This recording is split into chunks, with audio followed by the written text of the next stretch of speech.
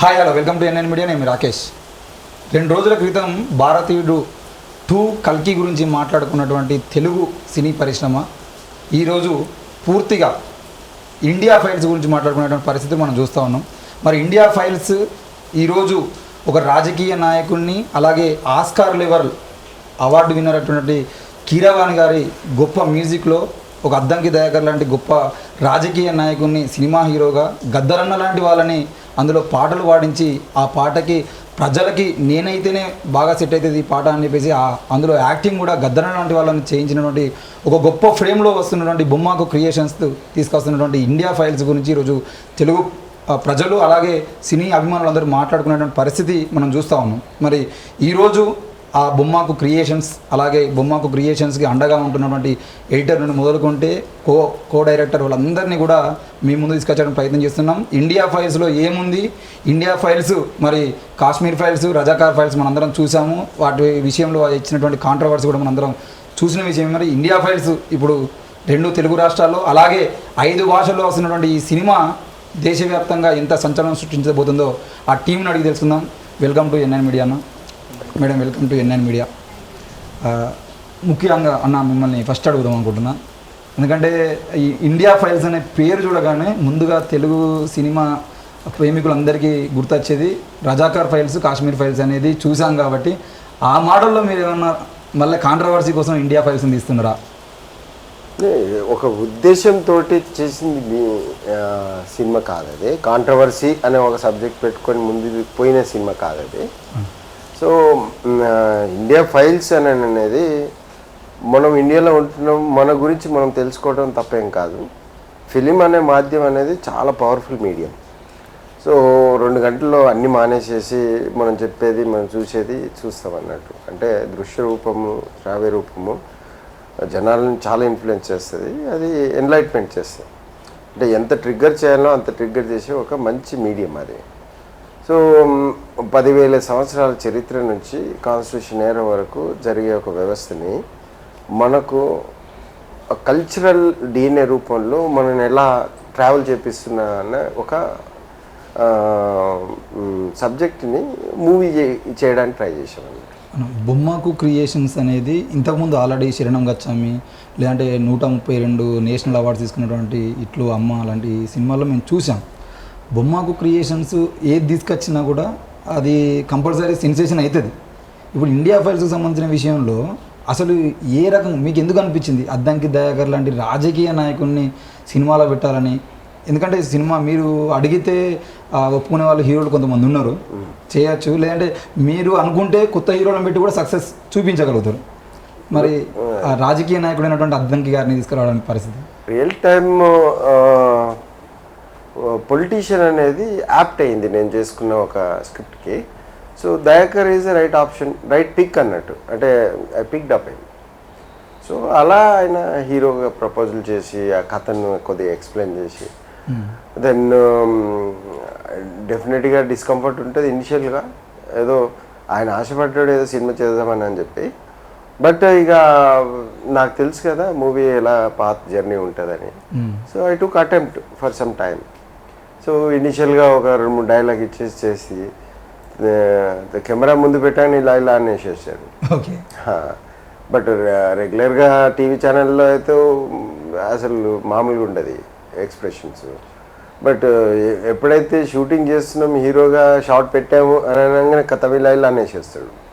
డైలాగులు బాగానే పెట్టేశాడు. బట్ ముందుకు పోవడానికి కొంత టైం పట్టింది.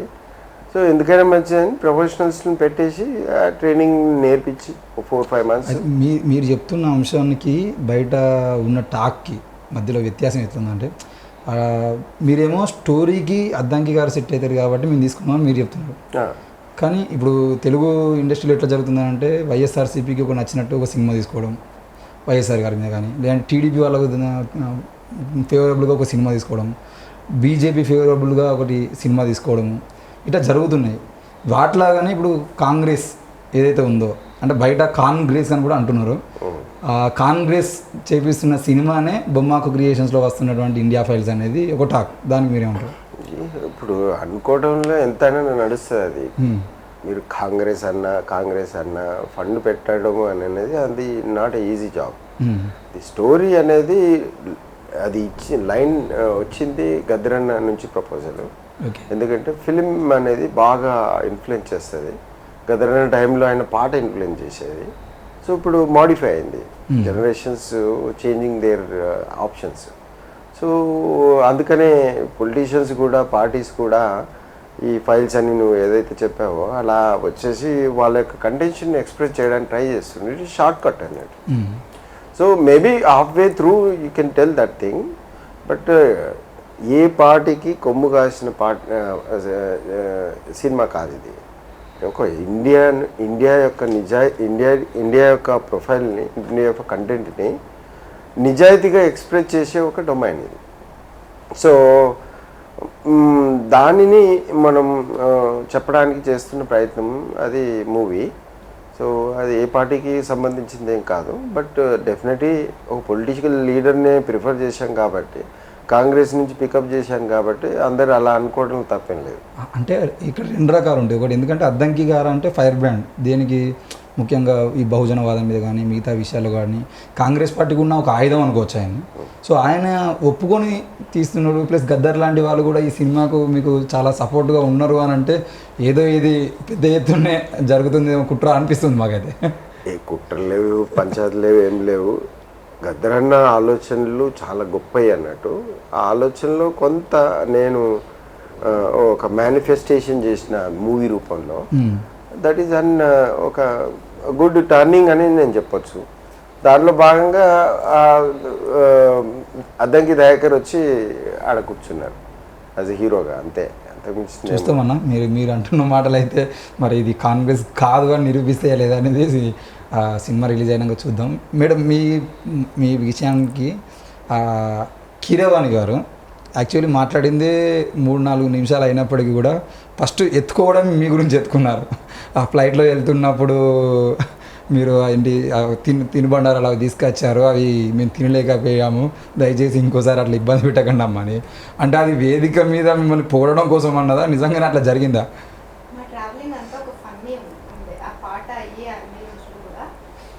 మేము అసలు అదొక సార్ కీరవాణి సార్, ఆయన ఒక పెద్ద మ్యూజిక్ డైరెక్టర్, ఆయన పెద్ద గ్రేట్ ఒక ఇది అని నాకు అసలు ఎప్పుడు అనిపించలేదు. నాకు మా ఇంట్లో మా బాబాయ్, నా బెస్ట్ ఫ్రెండ్ అట్లా అనిపించేది. నేను ఆయనని ఒక సెలబ్రిటీ లాగా ఏ రోజు చూడలేదు. అందరూ ఒకలాగా ఆయనతో సెల్ఫీలు దిగడాలు, ఆయన్ని ప్రేస్ చేయడాలు ఇలా చూస్తుంటే నాకు వాళ్ళందరినీ ఏదో ఒక డిఫరెంట్గా అనిపించింది. నాకు ఆయన ఏముంది సార్లో ఇట్లా అట్లా చాలా క్యాజువల్గా అలా ఉండేవాడు. నాకు చిన్నప్పటి నుంచి నేను సార్ పాటలు వింటూనే పెరిగాను. సార్ అంటే చాలా ఇష్టం, అదంతా ఉంది. కానీ నాకు చాలా సింపుల్. అంటే ఇదంతా ఎందుకు ఇలా చెప్తున్నానంటే అంత గొప్ప వ్యక్తి నాలాంటి ఒక చిన్న పర్సనాలిటీతో అలా దుర్గా చలో నీకేమంటే ఇష్టం ఇట్లా మేము పాట పాడిన తర్వాత కిందకి వెళ్ళి చెప్పులు కొనుక్కోవడానికి వెళ్ళాం. సార్ షూస్ కొనుక్కుంటే మమ్మల్ని షాపింగ్కి తీసుకెళ్లారు. అండ్ క్యాజువల్గా మాట్లాడడం, నాకు ఆయన సెలబ్రిటీ లాగా కన్నా నా ఫ్యామిలీ మెంబర్ లాగా అనిపించేవాళ్ళు. ఒకటి గమనించాను ఏంటంటే ఆయన దగ్గరికి సింగర్స్ వస్తారు కదా చాలా మంది నేర్చుకునే వాళ్ళు, లేకపోతే junior singers group of the people. Kakinada నుంచి వచ్చినప్పుడు ఒక అబ్బాయి కాజల్ తీసుకొచ్చాడు 4 బాక్సులు. నేను ఏమనుకున్నా ఈ 4 బాక్సులు సార్ ఇంటికి తీసుకెళ్ళిపోతారేమో అని. ఆ 4 బాక్సులు అక్కడే ఓపెన్ చేసి సార్ ఒక్కటి తిన్నారు. అంటే ఏజ్డ్ కదా ఆపేస్తారేమో, 60+ ఉంటాయి కదా సార్కి, 55+ ఉండొచ్చు, ఒకసారి మళ్ళీ ఎక్కువ ఏజ్ చెప్తాను. ఒకటి తిన్నారు, ఆపేస్తారులే మాకే ఇస్తారు అనుకున్నా. మళ్ళీ 2 తిన్నారు, 3 తిన్నారు. ఆయనకి మొహం కొట్టింది అమ్మాయి అనుకున్నప్పుడు అందరినీ పిలిచి మొత్తం బాక్సులు ఇక్కడే అవగొట్టేశారు. అక్కడ ఎంతమంది ఉంటే అందరికి అదేంటి సార్ అంటే తినండి దుర్గా తినండి, తినవా నువ్వు స్వీట్లు తినవా, మురళి గారు తీసుకోండి, అందరు అలా అంత జోబియల్గా ఉంటారు. ఆయన మొహమాట పడ్డారు. ఫుడ్ చాలా నాకే ఈ మధ్య సార్ నేను ఎన్ని మానేసాను దుర్గా అనేది, అయ్యో సార్కి ఒకే పాట కన్నా ఎక్కువ ఇష్టం సార్కి ఫుడ్ అనుకుంటా. చాలా సంతోషపడతారు, ఫుడ్ని ఆస్వాదిస్తూ భోంచేస్తారు. మేము ఒకసారి ఒక పెద్ద హోటల్కి వెళ్ళాం, అది తాజ్ బంజారానో ఎక్కడో. కూర్చున్నప్పుడు సార్ ఫస్ట్ అన్ని వెరైటీస్ ఇచ్చాడు అతను. తాజ్ కృష్ణ అందరం కూర్చున్నాం మంచిగా, ఆల్ ఐటమ్స్. మా ప్రొడ్యూసర్ గా పాట అయిపోయిన ఒక సంతోషంలో సార్ మాతో రెస్టారెంట్కి వెళ్ళాలి, ఎక్కడైనా హోటల్కి వెళ్ళి భోంచేద్దామంటే పదండి మురళి గారు, నేను పాట పాడే ముందు నేను భోజనం చేయను, జనరల్ గా పాట తర్వాతే తింటాను, చలో వెళ్దామంటే నేను నా కార్లో డ్రైవ్ చేస్తే సార్ని పక్కన కూర్చోబెట్టుకుని అమ్మా. మా సార్ అండ్ సార్ వాళ్ళ మిస్సెస్ బ్యాక్ కూర్చున్నారు, కీరవాణి సార్ నా పక్కనే కూర్చున్నారు. తీసుకెళ్ళి మంచిగా పెద్ద ప్లేస్లో కూర్చుని ఏమేమి సార్కి ఇష్టమైనవి మాకు ఇష్టమైనవి ఒకేసారి అన్ని ప్లేట్ అంతా నిండిపోయాక సార్ ఆ ప్లేట్లో ఏం పెట్టుకున్నారు కదా సార్ సారీ ఇది కెమెరా మీద చూస్తే నేను మీ సీక్రెట్ చెప్పేస్తున్నా. ఫస్ట్ పెరుగన్నం తిన్నాను. ఆ సార్ తినే తీరు చూస్తే ఓహో ఇలా కూడా తినొచ్చాను. ఫస్ట్ పెరుగన్నం తిన్నారు, తర్వాత ఇంకొక ఐటమ్ తిన్నారు, తర్వాత కూర అన్నం తిన్నారు. అంటే అంత రివర్స్ చేశారు మీల్స్ ని. అంటే ఫుడ్ దగ్గర పద్ధతులు ఉండకూడదు, ఇంకా మనకి ఏది కళ్ళకి ఆస్వాదనగా మంచిగా అనిపిస్తే తినాలి. నాకు కళ్ళకి దింపుకొని నాకు పెరుగన్నం అంటే ఇష్టం దుర్గా. నిజం చెప్పనా, మొన్న ఆడియో ఫంక్షన్ కి నేను పెరుగన్నం ఆవకాయ మంచిగా మీగడ పెరుగు అంటే మళ్ళీ ఎక్కువసేపు ఉంటే పుల్లగా అయిపోతుంది అని చెప్పి కరెక్ట్గా ఇంకా ఆడియో ఫంక్షన్కి వెళ్తున్నాం అన్నప్పుడు సుచిత్ర అక్కకి కాల్ చేసి, అక్క వాళ్ళు మణికొండలోనే దగ్గరే కాబట్టి ప్రసాద్ లాడ్జ్కి, అక్క కొంచెం పెరుగన్నం కలుపుకురావా నేను ఆవకాయ చేశాను సార్కి తీసుకెళ్తాను అంటే పాపం అక్క అన్ని రెడీ చేసుకుని పెట్టుకుని వచ్చిన తర్వాత అక్కడ అంత హడావిడి వల్ల నేను ఇవ్వలేకపోయా. యాక్చువల్గా నేను ఆ రోజు సార్ వెళ్ళేటప్పుడు పెరుగన్నం ఆవకాయ కార్లో కూర్చొని పెట్టి పంపించాలని అనిపించింది. అలా ఆ ఫ్లైట్లో జరిగిన ఇన్సిడెంట్ యాక్చువల్లీ ట్రూ. యాక్చువల్లీ నేను చెప్తా ఏం జరిగింది చెప్తాను. ఆ రోజు ఫ్లైట్ లో అయితే తెలుసా ఫ్లైట్ లో సార్ ఏమన్నారు, ఫ్లైట్ లో వాళ్ళు ఇచ్చిందే తినాలి అన్నారు.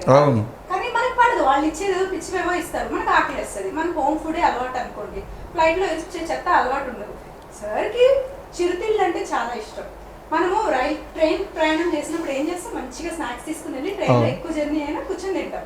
మనది ఇప్పుడు ఎలాంటి లైఫ్ స్టైల్ అయిపోయింది, బిజీ లైఫ్ స్టైల్. అరగంట కూడా ఇప్పుడు హైదరాబాద్ నుంచి చెన్నై గంట సేపు, గంట అంటే నాకు అది చాలా ఖాళీ టైం, అది గంట ఖాళీ టైం, అది బోర్ కొడుతుంది. కాబట్టి సార్కి ఇష్టమైన ఐటమ్స్ తీసుకున్నాం. నేను చాలాసార్లు నేను ఫ్లైట్లో తింటాను, ఫ్లైట్ ఫుడ్ నేను యాక్సెప్ట్ చేయను. మంచిగా నేను ఎలో చేసే పాకెట్ ఫుడ్ మనం ఏదైతే బిస్కెట్స్ స్నాక్స్ తెచ్చుకుంటాం కదా నేను తింటాను. నేను తింటాగా సార్ కూడా తింటారా అని మంచిగా తెచ్చుకున్నాను అనమాట. ఫ్లైట్ టేక్ ఆఫ్ అయ్యి కొంచెం ఇంకా ఓకే అంత ఎవరి పనుల్లో వాళ్ళు ఉన్నారు బిజీగా, అప్పుడు నేను మంచిగా ఓపెన్ చేసి నా బెల్ట్ తీసేసి ఫస్ట్ నీ సార్కి ఇచ్చాకే నేను తింటా. ఏ ప్రసాదమైనా సాయిబాబాకి వెంకటేశ్వర స్వామికి పెట్టాక తినాలి కదా. నేను తినాలి అనుకున్నప్పుడు సార్ గుర్తొచ్చి ఆయన బ్యాక్ సీట్ లో కూర్చున్నారు. వెనక్కి వెళ్ళి అది ఇస్తే దుర్గా అది దిగాక తింటాం అన్నారు. సరే మీరు తినకపోతే తినకపోండి అని చెప్పి నేనే తిన్నా. అది జరిగింది. చెప్పండి. నేను యాక్చువల్లీ ఈమె చేసే ప్రతి చిలిపి చేష్టాలు హీ ఎంజాయ్స్ అన్నట్టు. ఓకే. సో అది ఆ రోజు అలా ఆ ఫ్లైట్లో అది చేయకపోతే సర్ప్రైజ్ ఆయనకి. బట్ ఈమె ఇది చేసే వరకులో ఈ ఎంజాయ్డ్ దాట్. కాకపోతే ఫ్లైట్ కదా పెద్ద నిజానికి కూడా కీరవాణి సార్ చాలా మంది బట్ అక్కడ ఇంత ఎంజాయ్మెంట్ తీసుకురారు ఆయన దగ్గరికి. మర్చిపోయాడు యాక్చువల్ గా. He was about to take up. Actually ఒక విషయం చెప్పాలంటే అది మంచో చెడో తెలియదు, బట్ నా నేచర్ అది. నేను గద్దరన్నతో కూడా అలాగే ఉన్నా. గద్దరన్నకి చాలా మంది రావడానికి భయపడతారు, ఆయన అమ్మో ఆయన అట్లా అంటారు. కానీ గద్దరన్న పాట రాస్తుంటే నాకు తెలియకోకుండానే ఒక లైన్ లో ఏదో ఉంటే గుద్ది గుంజుకుందాం అనే లైన్ వచ్చింది పాటలో. అన్న ఏంటన్నా మీరు నక్సలిజం లో ఉన్న టైం లాగా మీరు గుద్ది గుంజుకుందాం పొడిచి గుంజుకుందాం అంటే ఇది రెఫెన్సివ్ వర్డ్ సరిపోదు, ఇది గుద్ది గుంజుకుందాం గుద్ది మార్చి ఇంకోటి ఏమైనా చెప్పండి అంటే అప్పుడు అన్న ఒకసారి పైకి చూసి పిట్టింతుంది నాకే చెప్తుంది. అట్లా ఉంటే పరిస్థితి. కానీ దాని తర్వాత నన్ను ఒకరోజు మురళి అన్న ప్రొడ్యూసర్ సార్కి కాల్ చేసి, అరే మురళి ఏడున్నారా అంటే, అన్న నేను ఇట్లా స్టూడియోలో ఖాళీ అయినాక జర చూడబుద్ధి అవుతుంది రారా ఇంటికి అని. సరే అన్న నేను సాయంత్రం వస్తా, అదే ఎల్లుండి ఆపరేషన్ ఉంది కదా రా ఇంటికి జరసేపు. అప్పటిదాకా ఇక్కడే ఉన్నారు సార్. ఆపరేషన్ ఇంకో 2-3 days అన్నప్పుడే ఇంటికి వెళ్ళారు గద్దరన్న. వెళ్ళాక కూడా వెంటనే మళ్ళీ మురళి కాల్ చేసి సాయంత్రం రారా అని చెప్పి మళ్ళీ నువ్వు వచ్చేటప్పుడు కనకాబాని కూడా తీసుకురా. అప్పుడు ఫోన్ లౌడ్ స్పీకర్ లో ఉండేది. నేను ఎంత సంతోషపడ్డానంటే ప్రొడ్యూసర్ గారిని పిలిచారు అంటే వాళ్ళ ఇది వేరే, మనం ఎంత పని చేసినా ఏదో మాట్లాడడం కదా. ఇది కూడా చెప్పాలి, చాలా సార్లు నువ్వు ఒకసారి నీకేం అర్థమైందో తెలుసుకుంటా, ఒకసారి నువ్వు చెప్పు ఈ లైన్ స్టోరీ అంతా. సరే రాసారు ఇదంతా. యాక్చువల్లీ మా తిరిగి చూడు ఇండియా ఫైల్స్ 80% కంటెంట్ గద్దరన్న నోట్లోంచి వచ్చిందే. అందుకే స్టోరీ లైన్ అంటున్నాం కదా, యాక్చువల్లీ నిజానికి స్టోరీ అంతా ఆయన ఇచ్చిందే. మురళన్న దానికి మెరుగులు దిద్దారు. ఈయన థాట్స్ ఆయన థాట్స్ ఆల్మోస్ట్ మ్యాచ్ అయ్యాయి. అందుకే వీళ్ళ మధ్య ర్యాపో కూడా అంత పెరిగింది. అరే ఈ కాలంలో ఇలాంటి ఆలోచనలు చేసేవాళ్ళు అవుతుంటారా, నేను ఇలాంటి వాడిని బయటకు తీసుకురావాలి, నేను పోయే లోపలైనా కూడా అంటే నాకున్న ఆశయాలు నాకున్న ఆలోచనలు నీతో పంచుకుంటే నాకు సంతోషం అనిపిస్తుందిరా, ఇట్లా ఉన్నారా, ఇంత ఆస్తి పెట్టుకుని ఇవన్నీ పెట్టుకుని ఈ ఆలోచనలు పెట్టుకోవడం ఎందుకు నువ్వు నాకు తేడా కొడుతున్నావు అనేవాడు చాలాసార్లు. చాలా బాగుండేది. అప్పుడు నాకు ఉన్న నేచర్ ఏంటంటే చిన్నప్పటి నుంచి భయం లేకపోవడం. నేను ఇట్లా అనుకుంటా, వాడికి ఏమైనా 2 కొమ్ములు ఉన్నాయా, మంత్రాలు వచ్చా, ఇట్లా ఏమైనా, లేకపోతే ఈ జడ్జ్ అయినా సరే పైన ఎవరిని చూసినా సరే కొడతారా, ఇప్పుడు ఏమైనా చంపుతారా, తిడతారేమో తప్పు మాట్లాడితే, చూద్దాం నెక్స్ట్ టైం రిపీట్ చేయొద్దు. బట్ నాకేం మాట్లాడాలో అది మాట్లాడటం అలవాటు. గద్దరన్న వచ్చినా కిరాణి సార్ వచ్చినా నా నేచర్ నాలా ఉంటుండే. వాళ్ళు చాలా డౌన్ టు ఎర్త్ అండ్ వాళ్ళు ఒక డిగ్నిఫైడ్ పీపుల్. తప్పులు వెతకడం కంటే ఎవరిలో ధైర్యం ఉంటుందో వాళ్ళని పికప్ చేసుకుని ఎంకరేజ్ చేసే టైపు. అందుకే వాళ్ళు అంత జనరల్ గా వాళ్ళు పెద్దవాళ్ళు కదా, ప్రతి వాళ్ళు రెస్పెక్ట్ చేస్తూ ఉండేది. అవును, తను డిఫరెంట్ ఉంటది. అయితే ఏంది గదరాన్నే కదా అని అంటది, అయితే ఏంది కిరవాణి గారు కదా అని చెప్పి అంటే మేము ఎలా ఉంటాము, ఆమె నేను పోయి మంచి కూర్చొని అయింది సార్ ఏంటి అని చెప్పి మాట్లాడుతూ ఉంటాం. సో యాక్చువల్గా they enjoyed that company actually. So ఏదన్నా ఈ ప్రొడక్షన్ నుంచి వీళ్ళిద్దరికి పోవాలి అంటే వాళ్ళు ఫస్ట్ దుర్గని కాంటాక్ట్ చేసేది, లేకపోతే నేను దుర్గని చెప్పేది ఇది మనం అనుకుంటున్నాం అంటే షీ యూస్ టు మీడియేట్. అంటే నేను ఇప్పుడు కీరవాణి గారి విషయంలో, గద్దర్ గారి విషయంలో మీరు అంటే మీరు చిన్నప్పటి నుండి మీకు ఉన్నటువంటి బిహేవియర్ని అక్కడ కూడా చూపించడం వల్ల వాళ్ళు మళ్ళీ క్రియేటివ్ చూడు, వెరీ క్రియేటివ్. వాళ్ళు ఇలా చెప్పేసి ఇలా పికప్ చేసేస్తారు. ఈ విషయాలు ఒకసారి మనం పక్కన పెడితే ఒక ఎగ్జిక్యూటివ్ ప్రొడ్యూసర్గా మిమ్మల్ని బొమ్మ క్రియేషన్స్ తీసుకోవడము, అంటే కో ప్రొడ్యూసర్ అంటే మేము కలిసి మనం ఇట్లా చేద్దాము అనే డిస్కషన్లు ఉంటాయి. కానీ ఎగ్జిక్యూటివ్ ప్రొడ్యూసర్ అంటే ఆయన మీ మీద పూర్తి నమ్మకాన్ని పెట్టుకొని మీ చేతిలో పెట్టడం అన్నాడు. ఎందుకు మీకు ఆల్రెడీ ఇట్లు అమ్మ సినిమా మేము చూసాము, 132 నేషనల్ అవార్డ్స్ వచ్చాయి, అది ఎంత ఇంటర్నేషనల్ అవార్డ్స్ అవన్నీ మనం చూసిందే, అంత గొప్ప సినిమా తీసిరు. ఎందుకు ఇంత అంటే శరణం గచ్చామి నుండి అయినా దాదాపు ఇన్ని సంవత్సరాల ఈ బాండింగ్ మీ మీద ఇంత నమ్మకం పెట్టుకోవడానికి బొమ్మకు మురళి గారికి ఆ నమ్మకం ఎందుకు వచ్చింది మీ మీద? యాక్చువల్లీ మురళన్న ఎక్కువ కమ్యూనికేట్ చేయడంలో ఎక్కువ శ్రమ తీసుకోరు, ఏదైనా ముక్కుసూటి మనిషి అనమాట.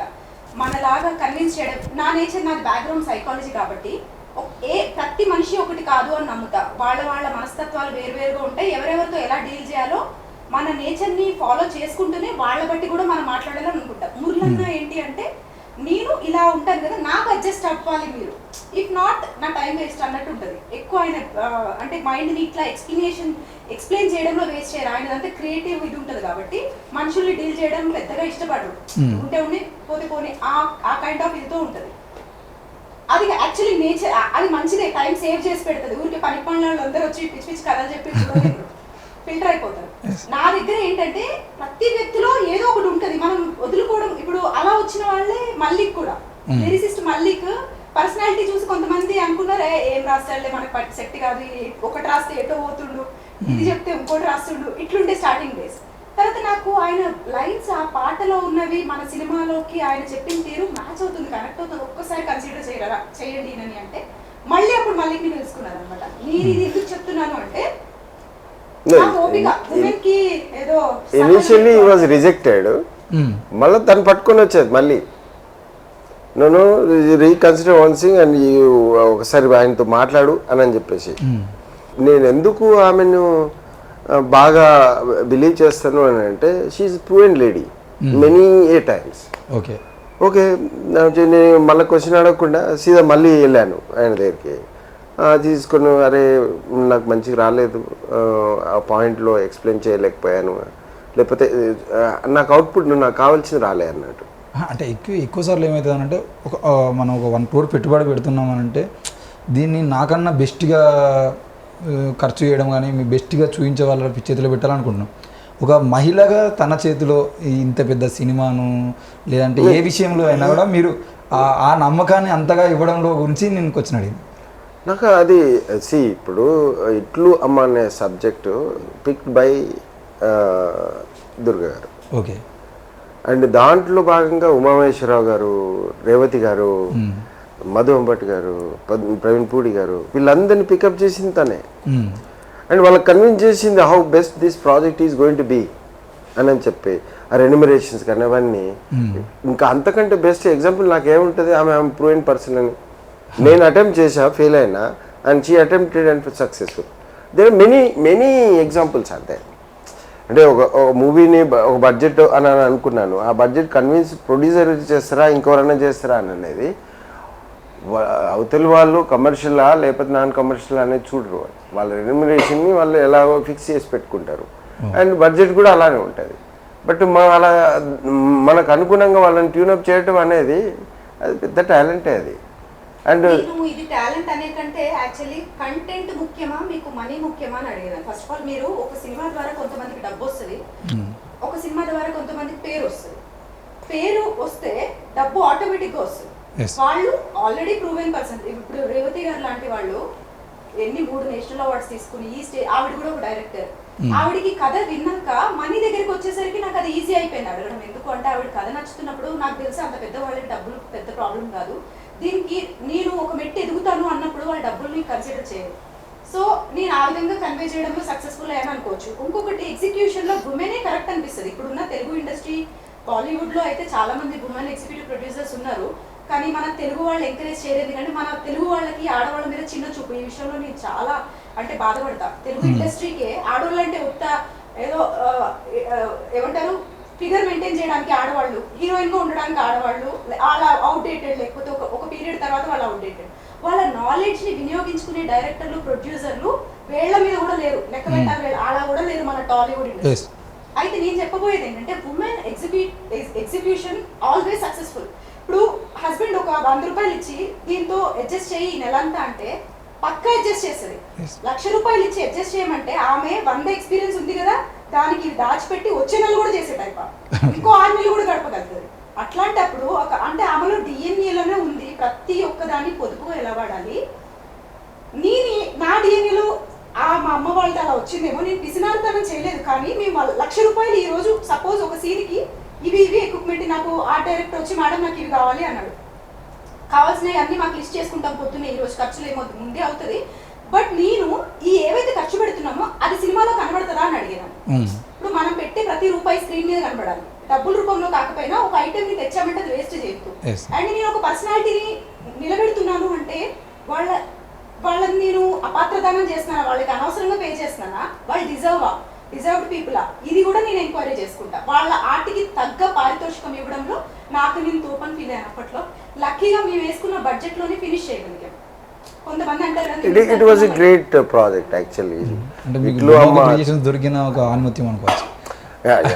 డెఫినెట్గా తను చెప్పారు ఇంతకుముందు ఏదైతే వాస్తవము మనం చూస్తుందామో, ఒక ఇల్లుని సరిదిద్దడంలో మన దగ్గర 100 రూపాయలున్నా 1000 రూపాయలున్నా 10,000 ఉన్నా మనం మగవాళ్ళుగా చేసేదానికి ఆడవాళ్ళుగా వాళ్ళు సర్దిదానికి చాలా తేడా ఉంటుంది. అంటే హ్యాండ్లింగ్ కూడా ఉమెన్ హ్యాండ్లింగ్ వెరీ షార్ప్ ఉంటుంది, and direct point to the target ఉంటుంది. ఓకే, అంటే దాంట్లో నేను ఎన్నోసార్లు చూశాను, Durga was right most of the time.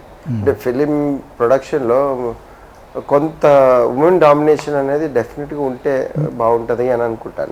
నేను ఇప్పుడు ఎగ్జిక్యూటివ్ చేస్తున్న సమయంలో అంటే మీరు అక్కడ జరుగుతున్నప్పుడు షూటింగ్ జరుగుతున్నప్పుడు మొన్న ఆడియో ఫంక్షన్లో కూడా మేము చూసాము, ఒకటే సాంగ్లో కొన్ని 100 మంది ఉన్నారు. ఆ 100 మందిని కోఆర్డినేట్ చేస్తూ వాళ్ళందరినీ తీసుకురావడం కానీ, వాళ్ళందరూ ఇప్పుడు గద్దరన్న గారిని కానీ మిగతా వాళ్ళందరినీ కోఆర్డినేషన్ మీరు ఒకరే. ఇంత 100 మందిని కోఆర్డినేట్ చేస్తున్నప్పుడు కానీ ఆ ఎగ్జిక్యూషన్ మొత్తం విషయంలో మీరు ఏ రకంగా అంటే పడ్డ కష్టాలు ఏమైనా ఉన్నాయా? ఖచ్చితంగా. యాక్చువల్లీ ఇంతమంది ఇంత టీంతో పనిచేయాలంటే ఆటుపోట్లు అనేవి ఉంటాయి. దాన్ని మ్యానిపులేట్ చేస్తామా, మేనేజ్ చేసామా, ఆ క్షణంలో మేము ఎప్పుడు గద్దర్ అన్నది ఫోకస్ చేసుకుని ఆయన్ని బాధ పెట్టకూడదు. ఆ టైంలో ఆ సీన్ అయిపోవడానికి వీళ్ళు వచ్చిన అంత పెద్ద క్రౌడ్ నుంచి మా కోఆపరేషన్ ఏంటి అనడానికి, షూటింగ్ స్టార్ట్ అవ్వడానికి కొంతమంది మణికొండ, కృష్ణానగర్ నుంచి ఇక్కడికి రావాలి కదా, కొంతమంది ముందే రీచ్ అయ్యేవాళ్ళు కదా. మేము ఈ బిఫోర్ 1 అవర్ ప్రొడ్యూసర్ సార్ మా టీం కూర్చొని ఈ రోజు ఇది అని డిస్కస్ చేసుకుని ప్రొడ్యూసర్ మమ్మల్ని గైడ్ చేసేవాళ్ళు. ఈ రోజు కొంతమందిని ఇలా సాగ్రిగేట్ చేసుకుని వీళ్ళని ఈ క్రౌడ్ మీరు చూడండి, ఈ క్రౌడ్ మేము పొద్దున మాట్లాడుకోవడంతో పాటు నేను ఒక ఉమెన్ ఇంతమంది మగోళ్ళలో కాడాను ఉండడం వల్ల నా ప్లేస్ లో మగోళ్ళు ఉంటే గొడవలు అయ్యేది. ఏం చేస్తా మాకు ఛాయ్ లేదా, మాకు ఏంది లేట్ అయింది బ్రేక్ఫాస్ట్ అట్లా అంటుండే. కంప్లైంట్ చేయడానికి ఆలోచించేవాళ్ళు నాకు ఒకటి. నేను వాళ్ళకి చెప్తే కూడా వాళ్ళు కామ్గా ఏదో పాముకి చేతబడి చేసినట్టు ఇట్లా మణి చూపిస్తే ఆగిపోతుంది కదా. ఆ టైంలో నేను అనేదాన్ని, ఇది మనం అందరం కష్టపడుతున్నాం, ప్రొడ్యూసర్కి బెనిఫిట్ చేయాలా లేకపోతే ఈ సమస్యలు పెట్టి ఈరోజు షూట్నంతా స్పాయిల్ చేయాలా, మీరు ఇబ్బంది పెడితే మార్నింగ్ చాలా ఇబ్బంది అవుతుంది అని చెప్పి వాళ్ళు కౌన్సిలింగ్ చేసుకుంటుండే. నా సైకాలజీ ఇక్కడ కూడా ఉపయోగపడేది. కానీ దీని అంతటి క్రెడిట్ చెప్పాలంటే ప్రొడ్యూసర్ సార్కి ఇవ్వచ్చు. ఏదైనా అయినా సమస్య మేము అక్కడ దాకా తీసుకెళ్ళకోకుండా మేనేజ్ చేస్తుండే, తీసుకెళ్ళిన ఆయన కంప్లైంట్ లాగా తీసుకోకుండా నా మీద సార్కు ఉన్న నమ్మకం వల్ల దుర్గా ఇలా చేయదు కదా, వాళ్ళు కంప్లైంట్ చేసినా సరే ఈమె నేచర్ ఇది కాదు కదా, సరే తర్వాత మాట్లాడదాం అనుకునేవాళ్ళు. కానీ ఆ కోపాలు మా మీద చూపించేవాళ్ళు కాదు. నేనే కాదు, కార్తీక్ పడ్డాడు కష్టాలు. వేరే వాళ్ళందరూ ఫోన్లు చేసి సార్ మీ ఎడిటర్ ఏదో తప్పు చేసి ఇది రావట్లే ఇట్లా అంటే కూడా సరే కూల్గా వాళ్ళు ఫోన్ చేసి అవునా ఓకే అని పెట్టేసి సార్ కార్తీక్ ఏవో కంప్లైంట్ చేస్తుండ్రు కానీ యాక్చువల్ అది కాదు, ఎక్కడో చిన్న తప్పు జరుగుతుంది ఒకసారి చెక్ చేసుకోవాలని చెప్తుంటే తప్ప ఆయన ఫ్రస్ట్రేషన్ మా మీద తీర్చలేదు. బహుశా ఇట్లా ఏమంటారు వెంకటేష్ గారి పవర్ ఏమైనా ఉందేమో మా మీద చూపిలే. ఇక్కడ ఒక రూలర్ ఉంటారు కదా, ఒక హెడ్ ఉంటారు. ఒక హెడ్ ప్రాపర్ గా వర్క్ చేస్తే అక్కడ ఉన్న వ్యవస్థలో ఉన్న 24 క్రాఫ్ట్స్ ప్రాపర్ గానే ఉంటాయి. అక్కడ బాగుంది కాబట్టి ఎగ్జిక్యూషన్ నేను సరిగా చేయగలిగాను. అందులోనూ నేను ఉమెన్ గా ఉండడం అడ్వాంటేజ్ అయింది తప్ప ప్రాబ్లం రాలేదు. నాకు ఎవ్రీడే ఛాలెంజెస్ ఉంటుండే. ఏదైనా సెట్ లో ఒక ఐటమ్ లేకపోతే అప్పటికప్పుడు మేము క్రియేట్ చేసాం. ఇప్పుడు మీ ఇంటర్వ్యూ వాడుకుని నేను ఒకటి చెప్పాలనుకుంటున్నా. మన టాలీవుడ్లో ఏం జరుగుతుంది తెలుసా, కార్డులు ఉంటాయి వాళ్ళకి. ఇప్పుడు 24 క్రాఫ్ట్స్ వాళ్ళు ఏ డిపార్ట్మెంట్కి ఆ డిపార్ట్మెంట్ కార్డు ఉంటుంది. ఇప్పుడు సపోజ్ ప్రొడక్షన్ తీసుకుందాం, వాళ్ళు ఒకటి ఇప్పుడు 100 మంది అంటారు ఈ ఫుడ్ అంటారు. కొంత సరిగా కొన్ని దగ్గర అందరూ అనట్లేదు, కొంతమంది వాళ్ళకి వ్యాన్ ఇవ్వాలి, ఇవి ఇవ్వాలి. ఏమాత్రం కొంచెం అటు ఇటు అయినా వాళ్ళు అలగడాలు లేకపోతే వెళ్ళిపోవడాలు, గొడవలు పడ్డారు, ఆర్టిస్టులు తిట్టడాలు. ఒకరోజు ఒక ఆర్టిస్ట్ని ఇన్సల్ట్ చేస్తే పాపం ఆయన వచ్చి ఏంటమ్మా అతను నేను చిన్న ఆర్టిస్ట్ అన్నా ఇలా మాట్లాడాడు అంటే నేను పక్కకు పిలిచి బహుశా ఆయన ఇప్పుడు చిన్న ఆయన అవ్వచ్చు, రేపు పొద్దున్న ఇంకా పెద్ద ఆయన అవుతాడు, ఆయన ఫుడ్ విషయంలో టేబుల్ నుంచి లేపడం తప్పని ప్రొడక్షన్ అనేది తిట్టినంత పని చేశాను. అప్పుడు నాకు నెక్స్ట్ డే నేను కావాలంటే నీ కార్డు నేను తెచ్చుకుని నేను కూడా ప్రొడక్షన్ అని ఏదో వాళ్ళ యూనిటీ ఏదో ఉంటుంది కదా, అన్ని 24 కార్డ్స్ మేము తెచ్చుకుని మేము సప్లై చేయగలుగుతాము, ఇది ఉంది మాకు, మీరు ఇలా బిహేవ్ చేయడం అనేది రాంగ్ అంటే అప్పుడు ఆయన నెక్స్ట్ డే ఆయన తప్పు తెలుసుకుని సారీ అమ్మా అని సబ్మిసివ్ అయిపోయాడు. ఆయన ఏమంటారు ఒక జనరల్ గా ఫిలిం ఇండస్ట్రీలో చూపించే యాటిట్యూడ్ బంద్ చేసి ఇది బొమ్మకు క్రియేషన్స్ బాబు, అక్కడ పప్పులు ఇక్కడ నడవవు, నీకు నచ్చితే చెయ్యి, లేకపోతే ఇంకొక అతన్ని తెచ్చుకుంటాం లేదా మేమే కార్డు తెచ్చుకుంటాం. పని దొరికినప్పుడు దాన్ని అన్నపూర్ణలాగా భావించి వర్క్ చేయి తప్ప నువ్వు యాటిట్యూడ్ చూపిస్తా ఇక్కడ నడవదు. ఇలా మాట్లాడడం వల్ల కొంచెం సెట్ అయింది. కొంతమంది మధ్యలో వెళ్ళిపోయిన వాళ్ళు ఉన్నారు, మా దగ్గర అసిస్టెంట్ డైరెక్టర్లు వెళ్ళిపోయిన వాళ్ళు ఉన్నారు, అలిగి కొంతమంది అసలు సినిమాల లక్షణాలు చూపించారు. ఏమని ఇదే దొరికిందే ఛాన్స్, ఈ సినిమా హిట్ అవుతో పట్టు అవుతో తర్వాత సంగతి దొరికిన కాడికి దోచుకుందామని బిహేవ్ చేసిన వాళ్ళు వచ్చారు. వాళ్ళు మధ్యలో నుంచి ఫిల్టర్ అయ్యి వెళ్ళిపోయారు. ప్రాపర్ గా సినిమా కోసం పని చేసిన వాళ్ళు ఇలా నుంచున్నారు ఇక్కడ. కార్తిక్ భాయ్, ఎడిటర్గా ఈ స్టోరీ విన్నప్పుడు మీకు ఏమనిపించింది? యాక్చువల్గా నేను సీజీకి వచ్చింది తర్వాత అంటే ఇది మూవీ అంటే జాగ్రఫికల్లీ సోషల్లీ బయాలజికల్గా దాంతో అంత కనెక్టివిటీ ఉంటుంది అన్నట్టు ఈ మూవీ అంతా. సో మామూలుగా సీజీకి వచ్చిండే యాక్సిడెంటల్గా అది ఇట్లా ఎడిటర్ అయిపోయింది. ఓకే, యాక్చువల్లీ స్టోరీ అదే యాక్చువల్లీ. అంటే మీ గురించి మొన్న మాట్లాడుతూ బొమ్మకు మురళి గారు 16 hours 18 hours కూడా ఒక్కొక్కసారి ఒకరోజు మీరు ఆఫీస్లోనే ఉండి ఎడిటింగ్ విషయంలో చేశారు అని చెప్పేసి అంటారు. అంటే మీ బయట ఎట్లా ఉంటుంది అని అంటే మనం డబ్బులు వచ్చినాయా ఎడిటింగ్ చేసినామా వెళ్ళిపోయినామా అనేది కాన్సెప్ట్. ఇప్పుడు ఎడిటర్ అయినా ఎవరైనా కూడా ఒక సినిమా ఈరోజు షూటింగ్ వచ్చినామని అంటే వాళ్ళు షూటింగ్ టైంలో షూటింగ్ చేసుకుని వెళ్ళిపోతారు. కానీ ఇన్ని గంటలైనా పర్లేదు నేను షూటింగ్ చేస్తా ఈ సీన్ మొత్తం అయిపోవాలనేది చాలా తక్కువ ఉంటుంది. మీరు ఎందుకు అంటే మీరు ఎడిటర్గా తీసుకున్న తర్వాత సినిమాని ఎడిటింగ్ చేస్తూ ఎందుకు ఇన్ని గంటల పాటు కష్టపడి పని చేయాలని అనుకున్నారు? ఎందుకు అంత కమిట్ అయిపోయారు మీరు? అంటే సార్ నాకు ట్రస్ట్ చేస్తాడు ఎక్కువ, అంటే అట్లా అనేసి నేను సార్కి కూడా చాలా రెస్పెక్ట్ ఇస్తాను. అట్లా అనేసి అట్లా చేస్తాను అన్నట్టు. అట్లా సార్ వద్దనకపోయినా నేను ఉండేటోడిని. ఒక్కొక్కసారి సార్ నేను వెళ్తా అంటే కూడా వెళ్ళు అనేటోడు. అట్లా చాలా అంటే ఎడిటర్ అది అంటే ఒక్కొక్కసారి మేము 1 week కూర్చొని కూడా ట్రిమ్ చేయాలనుకుంటే 1 minute ట్రిమ్ అయ్యేది. అట్లా కూడా అయినా రోజులు. ఇప్పుడు ఎడిటర్ అంటే ఇప్పుడు వీళ్ళు డైరెక్షన్లో సినిమా ఎంత డైరెక్ట్ చేసి వచ్చినా కూడా మళ్ళీ ఇక్కడికి వచ్చిన తర్వాత ఎడిటింగ్ సంబంధించిన విషయంలో మీరు సరే ఈ సీన్ బాగాలేదు లేదంటే ఈ సీన్ ఇక్కడ కరెక్ట్ రాలేదు సార్ అని చెప్పేసి మీరు చెప్పు అంటే ఒక రకంగా చూసి అంటే ఒక హాఫ్ డైరెక్టర్ మీరు కూడా సినిమాకి ఎడిటింగ్ ప్రాసెస్లో ఇది ఉంటుంది కంపల్సరీ.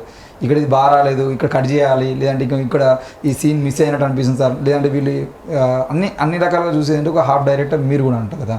సో ఎడిటింగ్ చేస్తున్నప్పుడు వచ్చినటువంటి కష్టాలు ఏమైనా ఉన్నాయా? అంటే ఒకటేసారికి జరగడం, ఒక్కొక్క సీన్ని 10-20 సార్లు చేయాల్సి వచ్చింది అట్లా జంప్స్ ఉన్నప్పుడు వేరే వేరే అన్ని కొంచెం చేంజెస్ చేసుకున్నాం. అంటే అప్పుడు సార్ కూడా అవి నచ్చేది. అట్లా మళ్ళీ సార్ మేము కూర్చున్నప్పుడు అట్లా చాలా చేంజెస్ చేసుకున్నాం. షూట్లో కొన్ని లేని మేము అట్లా చాలా చేసుకున్నాం. దాదాపుగా ఒక 20 వర్షన్స్ రావచ్చు. అంతేనా? అంటే నా థాట్స్ బాగా ఇంబైబ్ చేసుకున్నాడు. నువ్వు అన్నది కరెక్టే. ఈజ్ హాఫ్ డైరెక్టర్ ఇది ఈ మూవీకి. అంటే ఒక స్టేజ్ తర్వాత ట్రయల్ పోయినాక ఓహో ఇది ఎక్స్పెక్టేషన్, ఇది థాట్ అని చెప్పి కథలో బాగా ఇన్వాల్వ్ అయిపోయాడు అందులో. So I think it's a great experience చెప్పాలంటే. మీరు విష్ణుభాయ్ చెప్పండి, మీరు సినిమాకి సౌండ్ ఇంజనీర్గా చేశారు. ఈ ఎక్స్పీరియన్స్ ఎలా అనిపించింది? ఎందుకంటే మీరు కొత్త ఇండస్ట్రీకి, కీరవాణి గారి మ్యూజిక్కి మీరు సౌండ్ ఇంజనీర్గా ఉన్నారు. ఆ ఎక్స్పీరియన్స్ ఎలా అనిపించింది? బేసికల్లీ నేను ఎడిటర్గా ఎంటర్ అయ్యానండి ఇక్కడికి. కొన్ని రోజులకు ఏమైందని అంటే నాకు చాలా కొత్త నేర్చుకోవడం చాలా ఉంటుంది. అలా జరుగుతున్నప్పుడు ఒకరోజు డిఐ క్యాండిడేట్ ఒక వచ్చిండు డిఐ చేయడానికి మన మూవీకి. అప్పుడు ఆయనతో కూర్చొని డిఐ వచ్చేసింది నాకు. డిఐ వచ్చేసింది. డిఐ నేను తీసుకుందాం అనే లోపు మనోడు కూడా డిఐ వచ్చు తీసేసుకుండు. తీసేసుకున్న తర్వాత ఇక అంటే ఇక్కడ ఆల్రెడీ ఎడిటర్ ఉన్నారండి, మనం ఏం చేయడానికి లేదు. అలాంటప్పుడు ఇక పైన మిక్సర్ వచ్చాడు. మాకు మిక్సింగ్ ఉంది, మా ఇక్కడ అంతా సెటప్ అంతా ఉంది, స్టూడియో సెటప్. మిక్సర్ వచ్చేసిన తర్వాత ఇదే మంచి ఛాన్స్ అని పోయినా కూర్చున్నా. చూసి నేర్చేసుకున్నా. ఒక సర్టన్ పీరియడ్ తర్వాత ఇక ఆయన అక్కడ నుంచి ఇక్కడికి వచ్చి చాలా ఇబ్బంది అవుతుంది. ఇక అలాంటప్పుడు టేకప్ చేసిన. మోస్ట్ ఆఫ్ ది ఆయననే చేసిండు. అరౌండ్ తర్వాత కొద్దిగా నేను మిక్సింగ్ చేశాను. అంటే 90% ఆయనే చేసిండే. బట్ ఈ మూవీకి వర్క్ అయినా చాలా బాగా అనిపిస్తుందండి. ఎందుకంటే పెద్ద వాళ్ళు ఇన్వాల్వ్ అయ్యారు. లైక్ గద్దరన్న, కీరవాణి గారు, సీనియర్ యాక్టర్ సుమన్, శుభలేఖ సుధాకర్. ప్రతి bit I think frame based experience వీళ్ళకు ఉన్నది. Frame based both editing part, DI part, then music part. So ఆ రేంజ్లో వీళ్ళు కష్టపడి ఉన్నారు. అవును, ఇప్పుడు అంటే ఎందుకంటే గద్దరన్న హై పిచ్లో తీసుకుంటే దానికి ఆ రేంజ్లో మీరు సౌండ్ ఇంజనీరింగ్ చేయకపోతే సినిమా ఫెయిల్ అయిపోయే అవకాశం. అంటే ఇప్పుడు మనకు బయట రెగ్యులర్గా వాడే సినీ సింగర్లకి గద్దరన్న వాడిన దానికి చాలా తేడా ఉంటుంది. ఎందుకంటే గద్దరన్న పాటలు సినిమాలో పెట్టడమే ఏదో జై తెలంగాణ లాంటి సినిమా, తెలంగాణ ఉద్యమంలో వచ్చినప్పుడు ఆ పాట పెట్టుకునేటువంటి పరిస్థితుల్లో పెట్టుకోవాల్సి వచ్చింది. కానీ ఈ సినిమాల్లో మీరు ఆ గద్దరన్నకు సంబంధించిన సాంగ్ వచ్చినప్పుడు ఏమైనా భయపడ్డారా? ఈ అవుట్పుట్ చూసిన తర్వాత వాళ్ళు ఏమంటారో, లేదంటే ఈ అవుట్పుట్ని యాక్సెప్ట్ చేస్తారో చేయరో అనేది ఏమైనా అనిపించేదా? లేదండి, అసలు గద్దరన్న సాంగ్కి నార్మల్గా ఏమి ఎఫెక్ట్స్ చేయాల్సిన అవసరం లేదు. ఆయన వాయిస్లో అనేది చాలా బాగుంటుంది. అది చాలా ఈజీగా వెళ్ళిపోయింది చెప్పాలంటే. ఆయన యాక్చువల్గా గద్దరన్న పాట మళ్ళా కీరవాణి గారి పాటను మాస్టరింగ్ చేసింది జేబీ జీవన్ బాబు. సో అది మాస్టరింగ్ అయ్యే వస్తుంది. బట్ ఆర్ఆర్ ఉంటుంది కదా, సాంగ్స్ ఒకటి కాకుండా ఆర్ఆర్లో జేబీ గారు కొట్టారు. దాన్ని మనం సౌండ్ ఇంజనీరింగ్ చేయాలి. సో దాన్ని చేసే దాంట్లో 5.1 చేయాలి, స్టీరియో చేయాలి, మోనో చేయాలి, రకరకాలుగా మన ఈ ఎఫెక్ట్స్ ఉంటాయి కదా, సౌండ్ ఎఫెక్ట్స్, ఇవన్నీ దాన్ని సౌండ్ ఇంజనీరింగ్ చేసింది. సో మోస్ట్లీ వాళ్ళ దగ్గర నుంచి వచ్చింది, కీరవాణి వాళ్ళ దగ్గర నుంచి సాంగ్స్ అన్నీ. సో అది చాలా ఎడిటర్స్ ఉండడం వల్ల, ఆస్థాన టీం ఉండడం వల్ల అడ్వాంటేజ్ ఏంటి అంటే ఏ క్షణం ఏ టైంలో ఎక్కడ చిన్న మిస్టేక్ వచ్చినా వాళ్ళకన్నా బెటర్గా మా వాళ్ళు కరెక్షన్ చేసేసేవాళ్ళు. ఏ ఇబ్బంది రానిచ్చే వాళ్ళు, ఎక్కడైనా జంప్స్ వచ్చినా ఏదైనా కూడా ఆన్ ది స్పాట్ కరెక్ట్ చేసి ఇవ్వడానికి చాలా హెల్ప్ అయ్యారు. మా 20 వర్షన్లు అంటే ఇప్పుడు మీరు ఇందాక విన్నారు కదా, మామూలు 20 సార్లు మేము పేమెంట్ చేయాల్సి వచ్చింది. అయిపోయిందిగా మా పని. ఎప్పుడు 24 hours లైట్ అది ఆనే ఉంటుంది, ఇంకా ఉన్నట్టున్నారని అనిపిస్తుంది. అంటే వాళ్ళ టైమింగ్ కూడా లేదు, పగలు రాత్రి అని తేడా లేకుండా వాళ్ళు 24 hours. అంటే వాలంటీర్ ఇంట్రెస్ట్. సినిమాని చాలా ఇష్టపడ్డారు. మేము ఎంత ఇష్టపడ్డామో అంత ఇష్టపడి చేయటం. ఆ ప్యాషన్ ఉత్తగానే రాదు. When you like it you do it, you forget yourself కదా. That is how the contribution made both. అది రాజ్ కిరణ్ అన్న, కీరవాణి గారు తిరిగి చూడు సాంగ్ ఏదైతే ఉందో ఆ తిరిగి చూడు సాంగ్ మొన్న మేము విన్నాం, దాని మీనింగ్ కానీ ప్రతిదీ ఇక అది ఒక్కొక్క వర్డ్ని మనం ఎక్స్ప్లెయిన్ చేసుకునేటువంటి పరిస్థితి ఉంది. అది ఒకప్పుడు వేరే సాంగ్స్ అంటే మానవత్వం మీద వచ్చినటువంటి సాంగ్స్ ఎన్నో ఉన్నాయి. ఈ తిరిగి చూడు సాంగ్ చూసిన తర్వాత ఇది కూడా మనకు అంటే ఇప్పుడున్నటువంటి సమాజాన్ని మళ్ళీ వెనక్కి తిరిగి చూసుకునేటువంటి పరిస్థితికి తీసుకుపోయేటువంటి సాంగ్. అది మీరు తమిళ్లో కన్నడలో పాడారు. ఆ ఎక్స్పీరియన్స్ ఎలా అనిపించింది? మొదటగా ఇండియా ఫైల్స్ అనే సినిమాకి కీరవాణి గారి మ్యూజిక్ డైరెక్షన్లో దర్శకులుగా మురళీ సార్ వ్యవహరించిన ఈ ఈ ఇండియా ఫైల్స్ సినిమాకి మరి అంటే ఎగ్జిక్యూటివ్ ప్రొడ్యూసర్గా మేడం గారు, అంటే ఇటువంటి సినిమాకి నేను దాదాపు కొన్ని సినిమాలు చేశాను. తిరుగుతూ ఉన్న జర్నీలో ఇంకా నాకు మంచి అవకాశం రాదు, సరేలా జరుగుతుందా అనే వెళ్తున్న తీరులో అద్భుతమైన అవకాశం ఓన్లీ బొమ్మకు ఓన్లీ ఈ కాంపౌండ్ నుంచి వచ్చింది. ఫస్ట్ ఏంటంటే సార్కి నమస్కారం పెట్టి స్టార్ట్ చేయాలి పాటలు. అది ఎందుకంటే చాలా ఇంపార్టెంట్. నేను దాదాపు 20 years ఇండస్ట్రీలో వచ్చా. ఫస్ట్ మొగుడు స్పెల్లం సినిమా చేశా, ఎన్నో సినిమాలు చేసుకుంటూ పోతున్నా. అంటే ఇంకా ఎలా ఉంటుంది ఇండస్ట్రీ పరంగా అంటే ఎక్కడ గెయిన్ అవుతామో ఎక్కడ పైకి వెళ్తామో తెలీదు. ఒక పక్క కష్టాలు నష్టాలు ఇవన్నీ జరుగుతుంటాయి. బ్యాక్గ్రౌండ్ సరే సపోర్ట్ లేకపోయినా సరే ఆర్థికంగా ఇన్ని రకాలుగా ఇబ్బందులు పడుతూ మన జర్నీ చేస్తుంటే ఒక పక్క ఇబ్బందులు పడుతున్నప్పుడు అవకాశం కోసం తిరగలేము.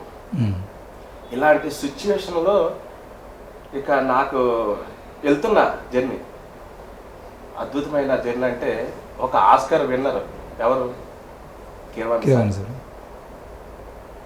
అటువంటి వ్యక్తి మ్యూజిక్లో నేను పాడడం ఏంటి, ఆస్కార్ తర్వాత నేను పాడింది ఈ పాట. ఇటువంటి అవకాశం ఎవరిచ్చారు?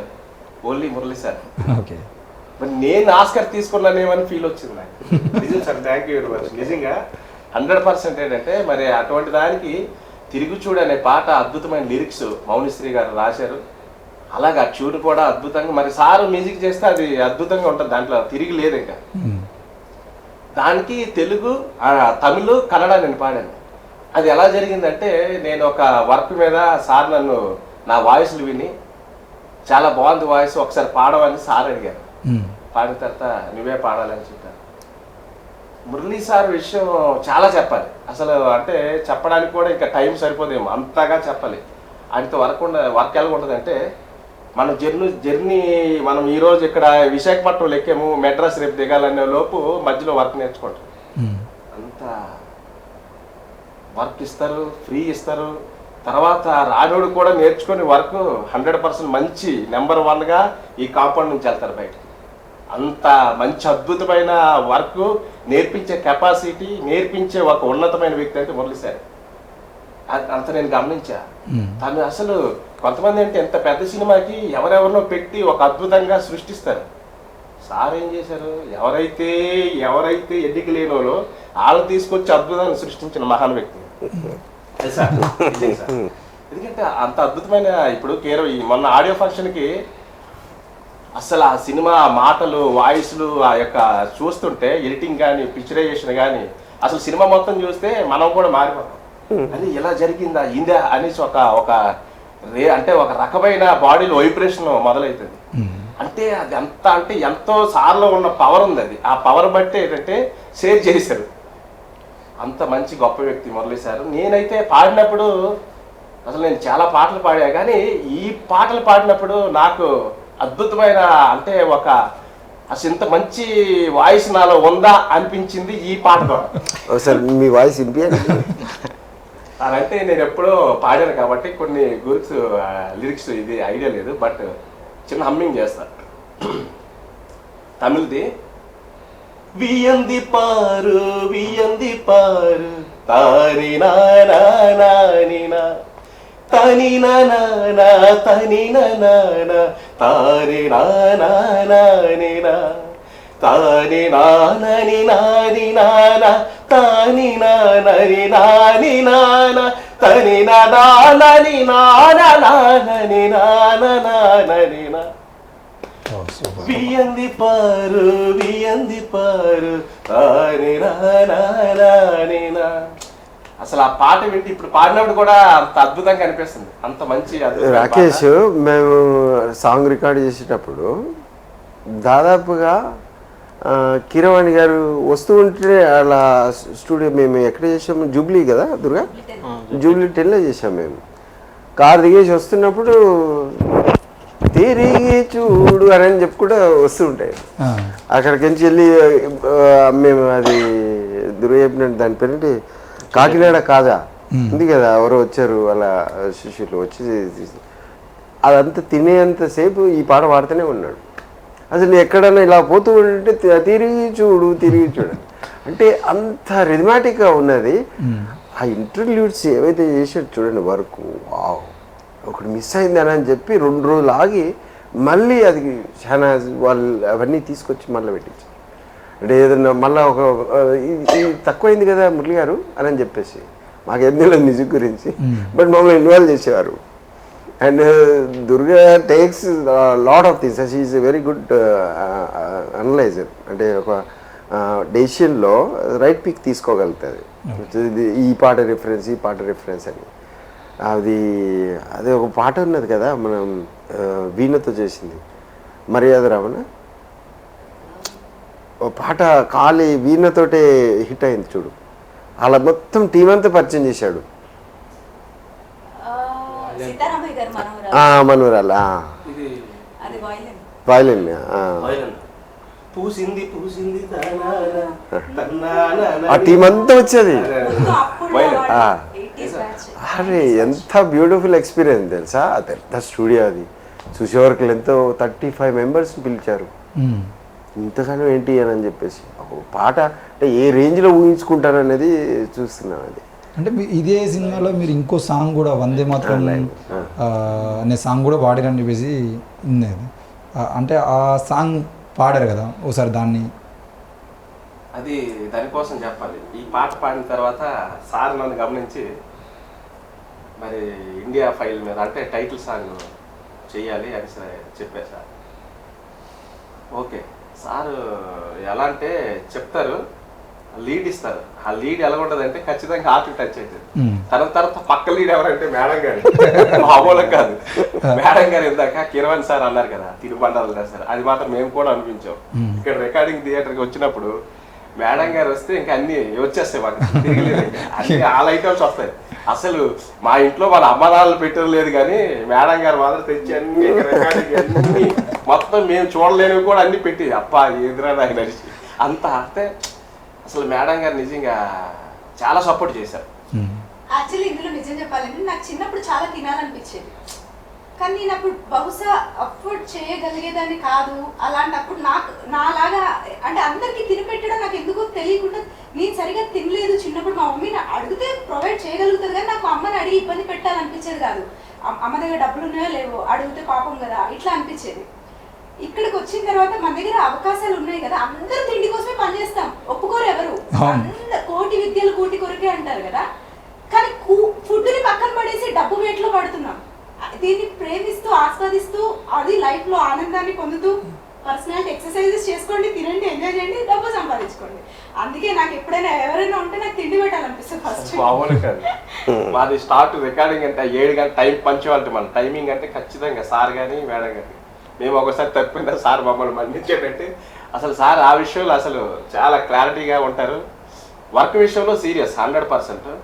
మళ్ళీ అలాగనేసి ఎవరైనా పాపం బాధపడతారేమో, అసలు అటువంటిది సార్ దగ్గర చెప్తాను కదా, అసలు రానివాడు వస్తే ఖచ్చితంగా వెపన్లాగా తయారైపోతుంది.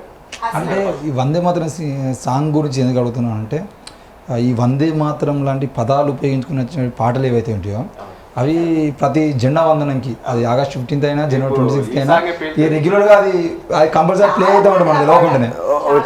కాబట్టి ఫస్ట్ ఆ సాంగ్ చెప్పారు వందే మాత్రం. సార్ మామూలు వాయిస్ కాదు, అందరు గద్దరన్నా కేరవర్ గారు నేను అంటాను, ఆయన వాయిస్ తీస్తే సాంగ్ వాడండి. వేరే మూవీ సార్ ఓకే దాంట్లో పాడింది, అది కూడా బాబాయిజమా లేకపోతే వందే మాత్రం కూడా ఎండింగ్ వాయిస్ ఉంటుంది. ఆ వాయిస్ ఎక్కడ నాకు తెలిసి ఇండియాలో దొరకలేదు, ఆ టైప్ ఉంటుంది వాయిస్. ఒకసారి వందే మాత్రం సాంగ్ లోకి ఆ సాంగ్ ఏంటంటే వందే మాతరం కలిసుందామందరం, వందే మాతరం కలిసుందామందరం, వందే మాతరం. దానికి ఇచ్చారు సారు, ఎవరి వల్ల కాదు, హైప్ ఇచ్చారు. ఆ పాట మాత్రం ఖచ్చితంగా ప్రతి ఒక్కరు కూడా మన ఇండియా వాళ్ళు అయితే ఖచ్చితంగా పాడవలసింది ఆ పాట. ఎందుకంటే బ్యూటిఫుల్, ఆ ట్యూన్ అలాగ ఉంటది, మ్యూజిక్ అలాగ ఉంటది, లిరిక్స్ కూడా అలాగ ఉంటాయి. అవన్నీ దగ్గరుండి చేయించుకున్నారు సారు, చెప్తాను కదా. దాన్ని కంపోజ్ చేసింది రాజ్ కిరణ్ గారు. మ్యూజిక్ దాన్ని వందే మాత్రం కలిసి ఉందాం అందరం అన్నది దుర్గ ఇచ్చిన sentence. Okay okay.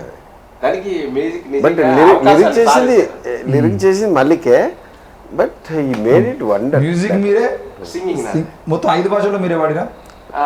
2 Kannada, Tamil, ఇది తెలుగు, హిందీ బ్రదర్ పాడారు ఒక ఆయన. ఓకే.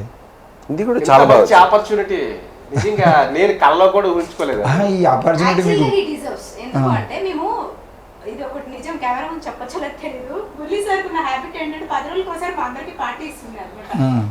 ఒక మంచి మా స్టూడియోస్ లో 10 days కి ఒకసారి అందరికి ఒకరి ప్రాజెక్ట్ అయిపోయిందండి. ప్రాజెక్ట్ ప్యాకప్ పార్టీ అట్లా ప్రాజెక్ట్ అయిపోయిందని నెలకు ఒకసారి పార్టీ ఉంటుంది అన్నమాట. ప్రాజెక్ట్ అయిపోయింది 20 సార్లు ప్రాజెక్ట్ అయిపోయింది. 20 సార్లు మేము పార్టీ తీసుకునేవాడు. అయితే అప్పుడు ఒక పార్టీలో తను కూడా జాయిన్ అయ్యారు సరదాగా. అతను పాపం అంటే ఒక చర్చ్ లో ఎవ్రీ సండే వెళ్ళి పాటలు పాడేవారు. ఆపర్చునిటీస్ లేక కాదు, ఆయనకి దేవుడు అంటే ఇష్టం. ఇలా అన్న సేవ చేసుకుంటే ఆపర్చునిటీస్ వస్తాయని పాడుతుండేది. మేము అందరం కూర్చొని మంచిగా తింటున్నప్పుడు నేనే సరదాగా ఆయన అడిగాను, ఒక పాట పాడండి అని. ఒక పాట పాడారు. పాడినప్పుడు ఆ వాయిస్ మాకు అంటే అరే ఈ పాట మన సినిమాలో ఎందుకు పాడించుకోకూడదు, ఆ పాట ఒకసారి పాడరా, నా ఫేవరెట్ అది. అది మాత్రం ఎక్సలెంట్. ఒకసారి పాడండి మీరు, రాజుగారు. సజెస్ట్ చేశాను. రాజుగారు పాడండి. బ్రతుకు బాటలో నడచిన బాట సారి, నడిచి నడిచి దరి చేరక అలసిపోతివా. బ్రతుకు బాటలో నడిచిన బాట సారి, నడిచి నడిచి దరి చేరక అలసిపోతివా. ఎందాకా నీ పయనం, ఇంకెందాకా ఈ పయనం, ఎందాకా నీ పయనం, ఇంకెందాకా నీ పయనం. నీవు పయనించే మార్గమేదో తెలుసుకో సోదర, బ్రతుకు బాటలో నడచిన బాట సారి, నడచి నడచి దరి చేరక అలసిపోతివా. నలుదిక్కులు నీ పయనం సాగించినావయ్య, ఏ దిక్కు నిన్ను నీ గమ్యాన్ని చేర్చలేదు. అనే టైంలో గమ్యాన్ని చేర్చలేదు. నలుదిక్కులు నీ పయనం సాగించినావయ్య, ఏ దిక్కు నిన్ను నీ గమ్యాన్ని చేర్చలేదు. ఏకాకిల నీవు ఎడారిలో తిరిగితివా.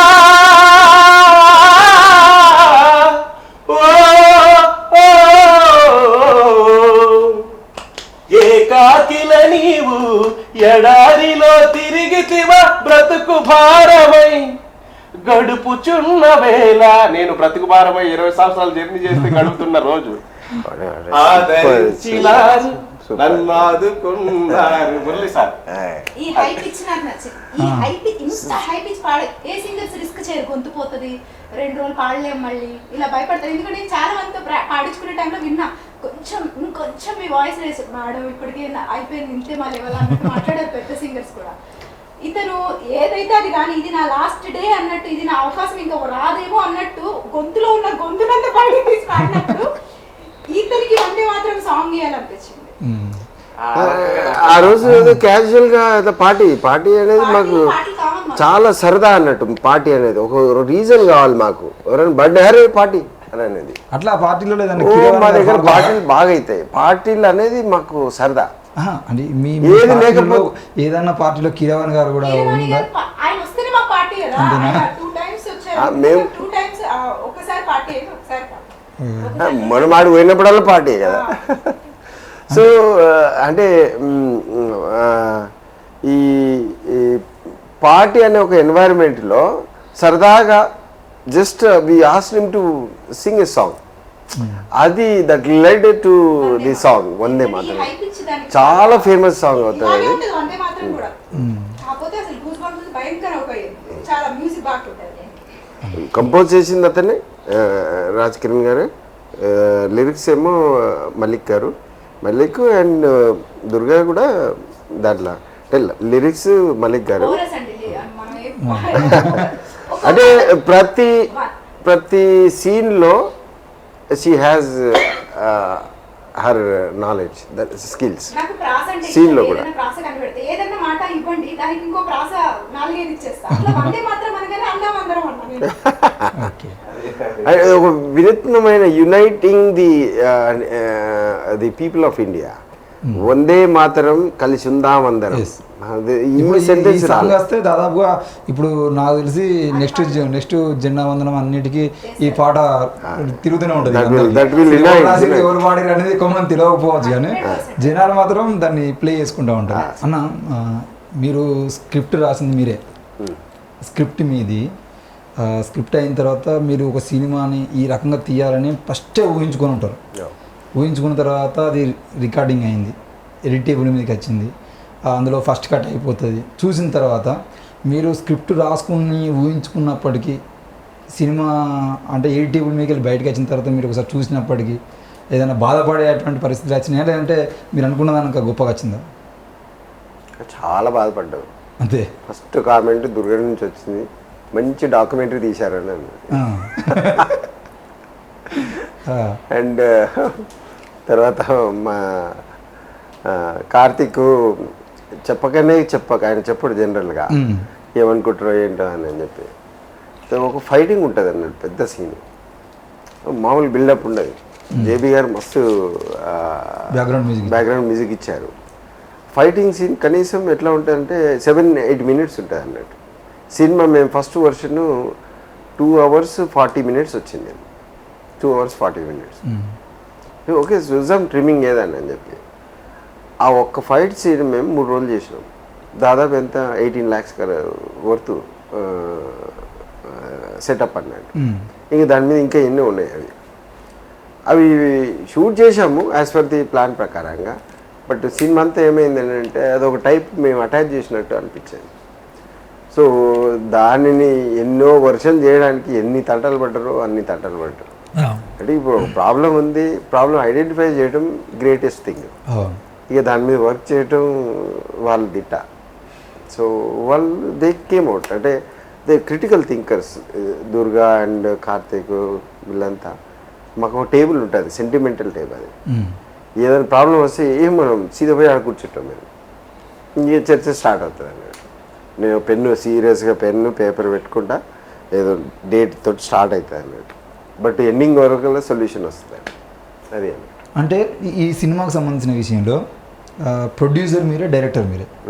ఇప్పుడు డైరెక్టరు ఒక సీన్ను గొప్పగా డైరెక్ట్ చేసిన తర్వాత అది ఎడిటింగ్లో దాన్ని కట్ చేసారు అనుకో, అరే నేను అంత గొప్ప సీన్ తీసేంత మీరు ఎట్లా కట్ చేసారని చెప్పేసి బాధపడతారు.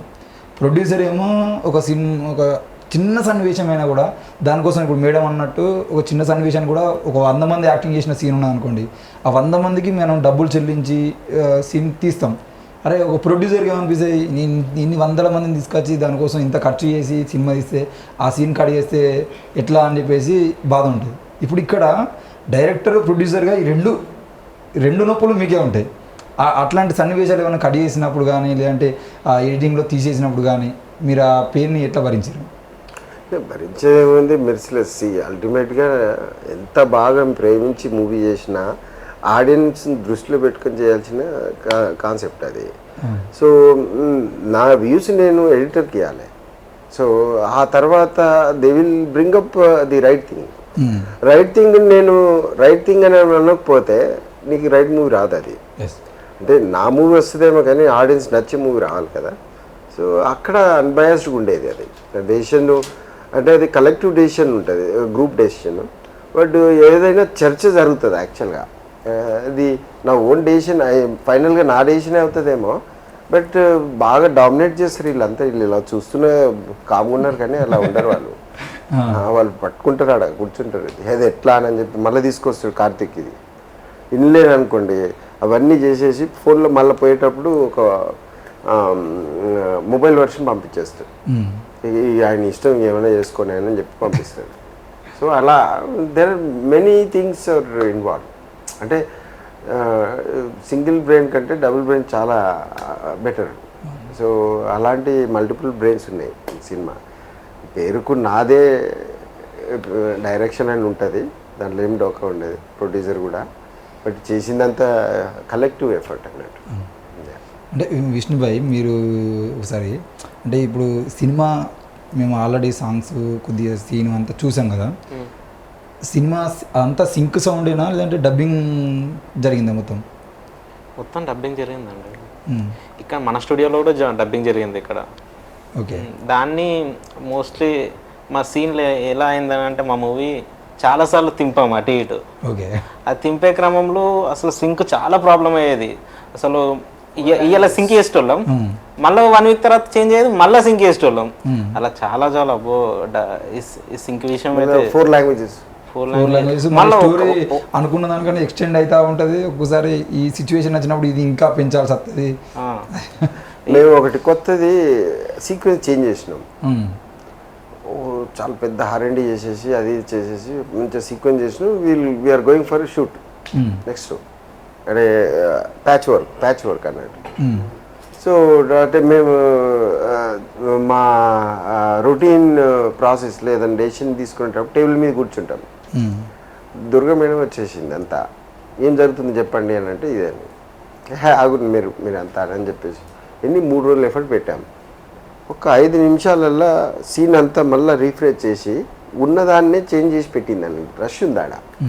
ఆ రష్ని అలా థింక్ చేస్తారని చెప్పేసి నేను సర్ప్రైజ్ అయిపోయాను కదా దుర్గా. అది మాత్రం మామూలుగా అంటే ఎంట్రీ మూవీ స్టార్టింగ్ ఆ రేంజ్లో వెళ్తుందని అనుకోలే. స్క్రీన్ ప్లే అంటే ఇప్పుడు ప్యాడింగ్ ఆర్టిస్ట్ ఒకరు ఇద్దరు పెద్ద హీరోలు లేదంటే పెద్ద యాక్టర్స్ ఉంటేనే చాలా ఇబ్బంది పడుతూ ఉంటారు బయట చూసినప్పుడు. మీరు ఇప్పుడు ఇంత పెద్ద అంటే గద్దర్ గారిని, కీరవాణి గారిని, వీళ్ళందరినీ పెద్ద పెద్ద సుమన్ గారిని కానీ, శుభలేఖ సుధాకర్ గారిని కానీ, ఆల్రెడీ మీరు రేవతి గారితో చేసినటువంటి ఎక్స్పీరియన్స్ ఉన్నప్పటికీ కూడా ఈ ప్యాడింగ్ ఆర్టిస్ట్ ఇంత పెద్ద ఫేమస్ పర్సన్స్ని మీరు ఎట్లా మేనేజ్ చేయగలిగారు? చాలా ఈజీ యాక్చువల్లీ పెద్దవాళ్ళు మేనేజ్ చేయడానికి. వాళ్ళు చాలా ఎక్స్పీరియన్స్ కదా, వాళ్ళు ఎక్కువ తప్పులు చేయరు. ఎవరితో ఎలా ఉండాలో, ఎవరిని ఎలా నొప్పించకుండా పని చేసుకోవాలో అనేది చిన్న వాళ్ళ దగ్గర నేర్చుకోవాలి. కామన్ సెన్స్ అప్లై చేయాలి. పెద్దవాళ్ళ దగ్గర వాళ్ళే మనకు నేర్పిస్తారు. అంటే కానీ వీళ్ళు చిన్న మిస్టేక్లనే ఇబ్బంది పడతారు కదా. అందుకే నేను ఇందాక ఏమంటున్నా, మనం ఓపెన్ గా ధైర్యంగా వాళ్ళతో షేర్ చేసుకోవడం మొదలు పెడితే వాళ్ళు మనకు నేర్పిస్తారు. ఎందుకంటే వీళ్ళు నేర్చుకునే ఉత్సాహం ఉంది అన్నప్పుడు ఒక చెయ్యి మనం మునిగిపోతుంటే ఈత వచ్చిన వాళ్ళకి చెయ్యి అందిస్తే వాళ్ళు ఆగుతాడు, ఈత రానోడికంతా ఇంకా గుంజుతారు. చెప్పాలంటే నాకు ఇక్కడ వీళ్ళే నాకు నేర్పించారు. నేను ట్రోలింగ్ బేబీ, నాకు అసలు సినిమా ఫీల్డే తెలియదు. ఉన్నదల్లా నాకు కామన్ సెన్స్ అంతే. ఇది చేయొచ్చు, ఇది చేయకూడదు, విచక్షణ మాత్రమే నాకు ఉంది. కథమదంతా నాకు ఆ టీమే నేర్పించారు. నేను ఇక్కడికి వచ్చాకే అన్నీ నేర్చుకున్నాను. ఏం 0 నుంచి ఇప్పుడు అట్లీస్ట్ నాకు కొంత సినిమా ఎక్కడ ఏ బ్యానర్లో వర్క్ చేసినా ఎస్ నాకు కొంత నాలెడ్జ్ ఉంది అనడానికి కేవలం ఇక్కడున్న ఎక్స్పీరియన్సెస్ వీళ్ళు నాకు నేర్పిస్తే వచ్చినవే. అంటే ఇప్పుడు ప్యాడింగ్ ఆర్టిస్ట్ తప్పులు చేస్తారు అని కాకపోయినా కూడా వాళ్ళు హుకుం జారీ చేస్తూ ఉంటారు. ఏమైంది, టైం అయింది, ఏంది సీన్ ఏంది ఇంకా రెడీ కాలేదని చెప్పేసి అంటే వాళ్ళ పైత్యాన్ని చూపించారంటే అవకాశాలు కూడా కనబడుతూ ఉంటాయి. అది 10లో ఒక్కరే లక్కీగా మాకు అలాంటిది తగిలినా మేము ఎక్కడ కట్ చేయాలో అక్కడ చేసి పడేసాం. అంతే. ఇప్పుడు జరిగింది ఒక ఉమెన్ యాక్ట్రెస్ తో జరిగింది. ఆవిడకి మేకప్ విషయంలో కొంత ఆవిడ పద్ధతి నచ్చలేదు. వాళ్ళ పిఎని మేనేజర్ తోటి మాట్లాడించడము ప్రతిసారి. అంటే మాకు కన్వీనియంట్. అసలు ప్రొడ్యూసర్ డైరెక్టర్కి ఇప్పుడు ఈ మేకప్ ఈ లెవెల్లో ఇలా లేకపోతే అక్కడ స్క్రీన్ ఖరాబ్ అవుతుంది, మేము చూడడానికి ఆ అసహ్యంగా కనబడుతుంది అంటే ఫస్ట్ డైరెక్టర్ షూట్ కదా మేడం, ఇది కాదు ఇలా అని చెప్పి. అన్ని రైట్స్ డైరెక్టర్కి ఉంటాయి. డైరెక్టర్ ఎలా మాకు ఇక్కడ అసలు మేకప్ అవసరం లేదు అన్న దగ్గర మేకప్ వేసుకొస్తే కోరుకుంటారు. అంటే ఆవిడ గ్లామర్ గా కనబడడం ఇష్టం లేనప్పుడు చేయకూడదు. ఇక్కడ లైట్ తక్కువ ఉంది అని వంకలు పెట్టడాలు అవి మాకు నచ్చలేదు. ఓకే, 5 రోజులు మాట్లాడుకున్నాం ఆవిడ్ని. మేము చేయని పొండి అన్నట్టు మాట్లాడింది. చేయకపోతే 3 రోజులు ఫినిష్ చేసుకుని 2 days మనీ వదిలేసుకున్నాం. అలా జరిగింది. ఎవరైతే యాటిట్యూడ్ చూపిస్తారో మేము డబుల్ యాటిట్యూడ్ చూపిస్తాం. ఎవరైతే సబ్మిసివ్ ఉంటారో మేము కాలు మొక్కే రకం. అంటే ఇది అంబేద్కర్ నుంచి వచ్చిందే. ఒదిగి ఉండడాలు ఇవన్నీ కూడా మేము ఆయన వారసులం కాబట్టి అంబేద్కర్ సార్ గద్దరన్న ఇక్కడ మాకు ఇన్స్పిరేషన్. గద్దరన్న ఏమ్రా నువ్వు అనే టైపు, లేకపోతే చెయ్యే దాబిడ్డ కోసం ఇట్లా ఎప్పుడు ఎలా చేయాలో ఆయనకు తెలుసు. మాకు అలా తెలియకుండా మాకు ఆ నేచర్ వచ్చింది. మేము రువా కూడా చేస్తాం, ఏమంటారు ప్రేమ కూడా కురిపిస్తాం. ఫైనల్గా మీరు శరణం గచ్చామి సినిమా చూశారు, అప్పుడు చాలా కాంట్రవర్సీ జరిగింది పాటల విషయంలో కానీ మిగతా విషయంలో కానీ. అది ఎంత పెద్ద హిట్ అయింది, ఎంతమందిని కదిలించింది అనేది కూడా. కొన్ని సందర్భాల్లో శరణం గచ్చామి సినిమా సాంగ్సే బహిరంగ సభలో కూడా ప్లే చేసుకునేటువంటి సిచ్యువేషన్కి వచ్చేసారు.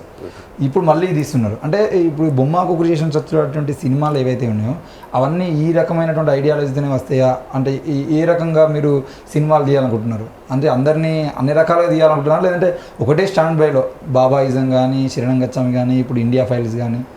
బాబాయిజం చాలా కమర్షియల్ కామెడీ పిక్చర్ అది. యాక్చువల్గా మేము బాబాయిజంలో రామ్ గోపాల్ వర్మ గారిని హీరో పెట్టాము. ఆయన ఒప్పుకున్నాడు, తర్వాత వెళ్ళిపోయారు అనుకోండి. సో అది మన శకలక శంకర్ గారు చేశారు. అట్లేం లేదు, మెసేజ్ అనేది బేస్ ఉంటుంది. కమర్షియల్ అనేది ఎక్కువ మంది చూస్తే కమర్షియల్ అని అనుకుంటాయి. వీళ్ళు అనేది కమర్షియల్ పైసలు ఎక్కువ వచ్చేది కమర్షియల్, లేకపోతే ఐటమ్ సాంగ్స్ పెట్టి ఫైటింగ్లు పెట్టి కొన్ని ఎమోషన్స్ పెట్టి అదే కమర్షియల్ అని ఫార్మాట్ మనకు రుద్దుతున్నారు. అది కాదు, జనాలు ఎవరు ఎక్కువ ఏం చూస్తారో అది ఆ ప్రోడక్ట్ చేయడం నా దృష్టిలో అది కమర్షియల్ అనుకుంటున్నాను. ఇప్పుడు శరణం గచ్చామి ఇంకా యాడ్ చేస్తున్నారు, మరి దాన్ని కమర్షియల్ మూవీ అంటారా లేకపోతే ఇంకేమైనా ఉంటారా కదా? సో సేమ్ వే అలాంటి మూవీసే చేయడానికి ఇష్టపడుతున్నా. మన ఏదైనా ఇది నేను ఫిలిం అనేది నేను బిజినెస్ లా చేయట్లే. ఫిలిం అనేది ఫిలిం మేకింగ్ అనేది ఒక ప్యాషనేట్గా చేస్తున్నా. సో ప్యాషనేట్లో ఒక ఫీల్ ఉంటుంది. ఇప్పుడు ఇట్లు అమ్మలో ప్యాషనేట్గా almost every crew of the team the work as a passionate product. So అందుకని అంత బాగా వచ్చేది. సేమ్ వే ఈ మూవీలో కూడా దాదాపుగా ఇక్కడ మనం అంతా ప్యాషనేట్గా పనిచేసాం. ఒక 18 hours పని ఎప్పుడు చేస్తారు ఓన్ చేసుకున్నప్పుడు కదా? అసలు దేర్ ఇస్ నో రిక్వైర్మెంట్. అంటే నేను ఒక రిక్వైర్మెంట్ ఇవ్వలే, వాళ్ళు ఫినిష్ చేసేవాళ్ళు. వాళ్ళు చేసే అంటే ఒక పాయింట్ని తీసుకొని పోయి ఇంట్లో మొత్తం అదే ఆలోచించుకొని వచ్చి మళ్ళీ ఆ పాయింట్ని డిస్కస్ చేస్తారు. అంటే ఇట్స్ హ్యూజ్ సబ్జెక్ట్ 2 hours పెట్టడం అనేది biggest challenging what we faced it last 3 years. కానీ మీరు అంటే సినిమాకు సంబంధించిన విషయంలో ఎంత కమిట్మెంట్గా ఉంటారో, అంటే గద్దర్ గారు విషయంలో కానీ కీరవాణి గారి విషయంలో ఏమో కానీ, ఆఖరికి మొన్న సినిమా ఆడియో లాంచ్ కూడా కోమటిరెడ్డి వెంకటరెడ్డి గారు 6 months అయింది మినిస్టర్గా ఆయన పదవి తీసుకొని 6 monthsలో ఏ ఆడియో లాంచ్కి కానీ ఏ సినిమా ఫంక్షన్ కానీ రాలేదు. ఫస్ట్ టైం మీ ఫంక్షన్కి వచ్చారు. ఆయన రాగానే క్లియర్గా చెప్పారు, తెలుగు అంటే తెలంగాణ ఇండస్ట్రీ నుండి మాకు తప్పకుండా తెలంగాణ గవర్నమెంట్ నుండి మీకు సపోర్ట్ ఉంటుంది, సినిమాలకు థియేటర్లకు సంబంధించిన విషయంలో మా మద్దతు ఉంటుంది, తప్పకుండా ఈ సినిమాకి ఎక్కువ థియేటర్లు ఇచ్చేటువంటి ప్రయత్నం కూడా మేము సినిమా థియేటర్లతో మేనేజర్లతో మాట్లాడి మీకు సపోర్ట్గా ఉంటామని చెప్పారు.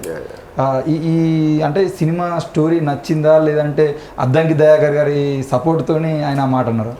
నువ్వు సినిమాలో కంటెంట్ ఆ 2 పాటలు చూడంగానే అర్థమైపోయింది. సో ముందేమన్నా కలిసి దీని గురించి మళ్ళీ ముందేమన్నా ఎక్స్ప్లెయిన్ చేశారా సినిమాకి సంబంధించిన? సినిమాను ఈ ఇండియా ఫైల్స్ అనగానే కొద్దిగా అలా చూశాడు అన్నట్టు. ఇదేదో సమ్ వెరీ ఇంట్రెస్టింగ్ వర్డ్ లాగా అనిపించేది, నేను పక్క వచ్చేసాను మురళి అన్నాడు, అంతేగా. సో దీంతోపాటు కీరవాణి గారు దీనికి మ్యూజిక్ చేశారు కదా, సార్ని కూడా కొద్దిగా సన్మానం చేసుకుంటాము, సిల్వర్ క్రోన్ పెట్టి ఆయనను గౌరవించుకోవాలని ఉన్నది. దానికి మీరే గెస్ట్ అయితే ఒక సింగిల్ గెస్ట్ మీరు పెట్టుకుంటున్నాము అని మేము రిక్వెస్ట్ చేస్తే వెంబడి ఒప్పేసుకున్నారు. దాంతోపాటు ప్రతిసారి ఎప్పుడైనా మాట్లాడినప్పుడు ప్రతిసారి అన్నారు, ఈ మూవీకి దిల్ రాజు గారితో అండ్ అల్లు అరవింద్ గారితో మాట్లాడి పక్కా ఒక 300 నుంచి 400 థియేటర్లు ఇప్పిస్తాను మురళి, 3 వారాలు నడిపిద్దాం దీన్ని, so we get ready with it అని చెప్పాను. Thank you so very much sir. అంటే ఈ సినిమాలో హీరో గారి గురించి చెప్పాలంటే, ఎందుకంటే మిగతా వాళ్ళందరూ హీరోలు మేము రెగ్యులర్గా చూస్తుంటాం కాబట్టి వాళ్ళ గురించి ప్రత్యేకంగా చెప్పుకోవాల్సిన అవసరం లేదు. ఈ సినిమాలో నటిస్తున్నటువంటి అద్దంకి దయాకర్ గురించి చెప్పాల్సి వచ్చేది మీరేం చెప్తారు? Is a very good hard worker. సినిమాలో అది సెట్లో మాత్రం మా మాట వినేవాడు. సెట్ తర్వాత ఇక ఆయన పాలిటిక్స్ ఆయన పాలిటిక్స్ పక్కన మేడం, పాలిటిక్స్లో ఆయన ఎట్లా ఉంటారో మేము రెగ్యులర్గా చూస్తాం. బట్ డైలాగ్స్ మాత్రం మామూలు బట్టి పట్టలే. ఆయనకు హ్యాపీ లేకపోతే రెండో షాట్ పోదామని అన్నాడు. అంటే ఏ ఎక్స్పీరియన్స్ లేకున్నా ఆయన షార్ట్ అంటే ఏదైతే సీన్ తీస్తున్నామో ఆ షార్ట్ ఆయన హ్యాపీ లేకపోతే మళ్ళీ ఒకసారి అన్నాను. సో కొంత టైం వేస్ట్ అయినప్పటికీ పర్ఫెక్షన్ మేము తీసుకున్నాము ఆయనకి. అంటే ఒక కొత్తగా ఫస్ట్ డెబ్యూ ఆపర్చునిటీ లాగా చూడలే. అంటే you don't see that difference. అంటే ఒక డెబ్యూ మూవీ అని లాగా ఉంటుంది అది. So very experience acting professionalism చూపించాడు. కొన్ని సందర్భాల్లో చెప్పే డైలాగ్ యొక్క పోస్టరు యాంగిల్ చూస్తే రజనీకాంత్ గారిని ఆల్మోస్ట్ రీచ్ అయినంత ఫీలింగ్ కనిపించింది అది. అండ్ ఫైనల్ క్లైమాక్స్లో ఒకటి ఉంటుంది, చాలా మహా అద్భుతంగా perform. That is big shot, huge crowd, and దాదాపు ఒక 6 కెమెరాలు పెట్టాము మేము. And that he took over. ఎందుకంటే క్రౌడ్ ఉంటుంది, ప్లస్ మేనేజ్ చేయాలి, కెమెరాలు అన్నిటిని పెట్టాలి, అన్ని కెమెరాలకు మ్యాచ్ కావాలి. అండ్ ఒకసారి ఒక మిస్టేక్ అయిందంటే మళ్ళీ వీళ్ళందరినీ రిపీట్ చేయాలి. సో ది మేజర్ పార్ట్లో ఎప్పుడు మాకు ట్రబుల్ ఇవ్వలే. బట్ కొన్నిసార్లు మాత్రం అలా కళ్ళు సహజంగా జరిగాయి. బట్ రాను రాను నాటుగా తేలాడు ఆయన. ఇప్పుడు మీరు ఇంతకుముందు మాట్లాడుకుంటూ ఆ మా వాళ్ళు చూసిన తర్వాత ఇది ఏంటి సినిమానా లేదంటే డాక్యుమెంటరీయా అని అడిగారా అని చెప్పేసి అన్నారు కదా. నిజంగా ఇది ఇప్పుడు డాక్యుమెంటరీ అనుకోవాలా, కమర్షియల్ మూవీ అనుకోవాలా, లేదంటే దాన్ని ఆర్ట్ ఫిల్మ్ అనుకోవాలా, ఎట్లా అనుకోవాలి దీన్ని? ఇది పక్కా కమర్షియల్ సూపర్ హిట్ మూవీ అయిపోతుంది ఇది. అండ్ అసలు you don't see that flavour. మేము ఫైల్ ఎందుకు పెట్టామా అని అన్న పరిస్థితి అనిపించింది అది. ఓకే. సో ఫైల్ అనేది it's kind of documentary flavour. మీరు జైవిన్ చేసి చూశారు కదా, దానికంటే గొప్పగా ఫిల్మాటిక్ సెన్స్, ఎమోషన్స్, నవరసాలు. మూవీ అంటే నవరసాలు ఉంటాయి కదా, అవన్నిటిని ఆ ఫ్లేవర్స్ని కలుపుకొని పోతూ ఉంటాయి అన్నట్టు. Family, environment, emotions, fighting, then drama, political drama, and మంచి మంచి డైలాగు మధ్యలో ఉండేది. You will carry, you don't know 2 hours ఎలా అయిపోయింది అన్న ఫీలింగ్ ఉంటుంది. ప్రజల నుండి ఆదరణ లభిస్తుందని ఈ రకమైనటువంటి సినిమాలు అంటే కొద్దిగా జనాలకు, ఇప్పుడు మీరు అన్నారు కదా కమర్షియల్ అనగానే ఏదో సాంగ్స్ పెట్టడము అది ఇది పెట్టడం అని. ఇప్పుడు తిరుగుచూడు సాంగ్ ట్రెండింగ్లో ఉన్నాయి. ఈ రకమైన అంటే ఇమాజిన్ చేసుకోండి ఇది. సో దీంట్లో అన్ని పాటలు చాలా గొప్పగా ఉన్నాయి. ఆదేశ్ రవి పాడిన ఒక పాట ఉంటుంది, అది కోవిడ్ బేసిస్లో ఉంటుంది అన్నట్టు. అది కూడా చాలా బాగా చేశాడు మ్యూజిక్ దానికి. So total 4 songs. ఒకటి ఏమంటారు దాన్ని సాంగ్, మన ఛత్రపతి. సో అది అంటే అక్కడక్కడ ఒక రిజెంబ్లెన్స్ ఇస్తాం మనం బ్యాక్గ్రౌండ్ సాంగ్. సో అది మనం సాంగ్లా ట్రీట్ చేయలేదు అది, but it will give an emotion that. అంటే ఒక ఇలాంటి టైప్ ఆఫ్ మూవీకి ఎన్ని హంగులు ఉండాలో, మన ఆర్ఆర్ బ్యాక్గ్రౌండ్ స్కోర్ ఎలా యూజ్ చేయాలి, అండ్ కొన్ని సాంగ్స్, బ్యాక్గ్రౌండ్ సాంగ్స్ ఎలా అటాచ్ చేయాలి, all are mixed very perfect. The movie came out really very. ఇప్పుడు డైరెక్టర్ గారు విషయంలో ఒక చిన్న సీన్ మిస్ అయితేనే అయ్యో నేను అంత డైరెక్షన్ చేసిన సీన్ బాగుంటుంది అని చెప్పేసి ఫీల్ అవుతూ ఉంటారు. ప్రొడ్యూసర్ గారు ఏమో నేను ఇంతమందిని తీసుకొచ్చి ఈ సీన్లో పెట్టి ఇంత ఖర్చు చేసేది అంటే మీరు ఆ సీన్ తీసేస్తే ఎట్లా, దానికోసం ఈ సీన్ కోసం నేను ఇంత ఖర్చు చేసిన అనే ఫీలింగ్లో ప్రొడ్యూసర్ గారు ఉంటారు కదా. మీరు యాజ్ ఎ డైరెక్టర్గా, యాజ్ ఎ ప్రొడ్యూసర్గా రెండు మీదే కాబట్టి ఏ సీన్ కట్ చేసినా కూడా రెండు వీటి నొప్పి మీకు ఉంటుంది. సో ఆ పెయిన్ అంటే అంత సీన్లు కట్ చేసేటువంటి పరిస్థితి ఏమైనా వచ్చిందా? ఆ పెయిన్ మీరు ఏమైనా భరించిర్రా? మూవీని మనం స్క్రిప్ట్ చేసినట్టు నెంబర్ ఆఫ్ సీన్స్ తోటి నెంబర్ ఆఫ్ డేస్ అట్లా ప్లాన్ చేసేసుకొని మూవ్ చేసాము.